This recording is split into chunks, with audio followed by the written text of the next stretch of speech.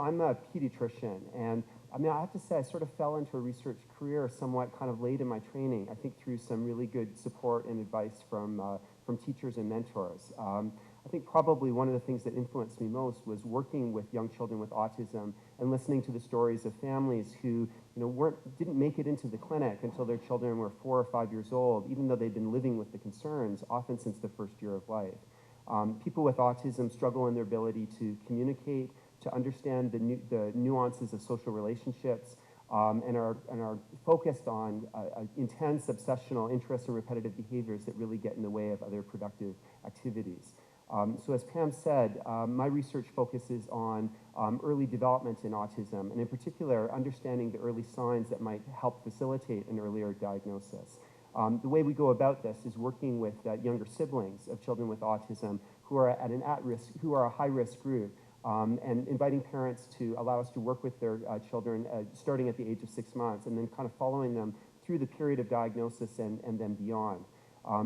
Most of what we know about early development in autism comes from retrospective study designs. So that is talking to parents about what their children were like sort of well before diagnosis or looking at early home videos. And we certainly learned a lot from those study designs, and they really sort of guided our clinical practice when it comes to diagnostic assessment. However, I think prospective studies offer a number of advantages. I mean, certainly it's allowed us to take a more systematic and comprehensive approach to looking at different areas of development. It's allowing us to start, at the earliest stages of life, I mean, even prenatally, to look at risk factors and particular biological markers. The whole notion that we can actually look directly at biology early in life as a way of both getting below the surface and understanding mechanisms, as well as sort of identifying specific markers that might be able to augment our ability to identify these children at a really early stage, has been really exciting. And then of course, there's the issue of intervention. When we've learned about early development in autism, typically, we're sort of hearing about something after the fact. And although we can speculate about things that might have helped, we really haven't had the opportunity to support these families or really evaluate what might make a difference early in life. I mean, now for the first time, we're actually working with 9-month-olds and 12-month-olds who are showing early social impairments predictive of autism, and it's giving us this opportunity to start to develop and evaluate intervention programs. So I think one of the encouraging aspects of this prospective research is it's allowing us to challenge some of the assumptions that we held about what autism might look like early in life. When one sees a child with autism, one can't help but be struck by the lack of sort of social behaviors that are typical, even in healthy 2- and 3-month-olds. That social smiling, directed vocalization, social engagement. I think I probably went into pediatrics because of that, of walking into a room and seeing a 3- or 4-month-old who sort of lights up, and the opportunity to interact with them and how that draws other people in.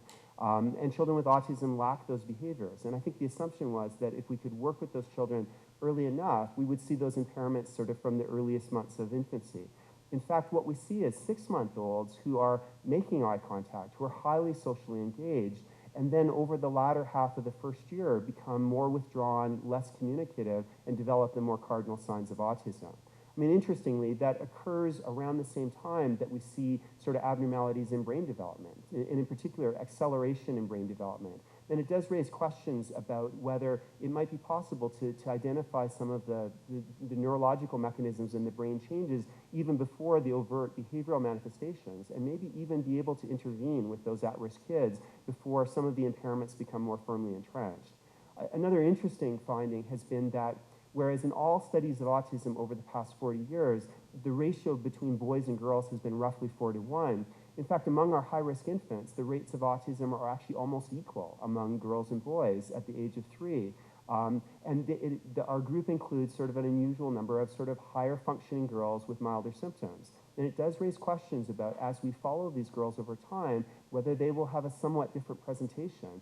And maybe because of our own prejudices and genuine differences in social behavior between boys and girls, whether girls and boys, girls who have a very similar start in life as boys with autism might get diagnosed with social anxiety or learning differences or kind of personality differences that in fact are part of that sort of autism spectrum and might benefit from the same early interventions.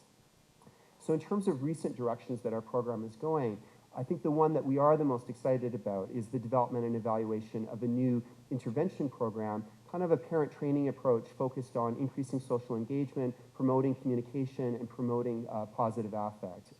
And our initial work with this intervention has been very promising, and we currently have a randomized control trial under review. I think that even ethically, the intervention research needs to proceed in parallel with early identification research. I mean, we don't want our early screening efforts to sort of become one of a list of approaches that simply identified a condition earlier but didn't actually have something to offer to make a difference. Another exciting new direction is looking at how genetic factors might influence developmental trajectories and how the study of genetics might pinpoint molecular pathways that might lead to biologically based therapeutics that again give us another opportunity to intervene early.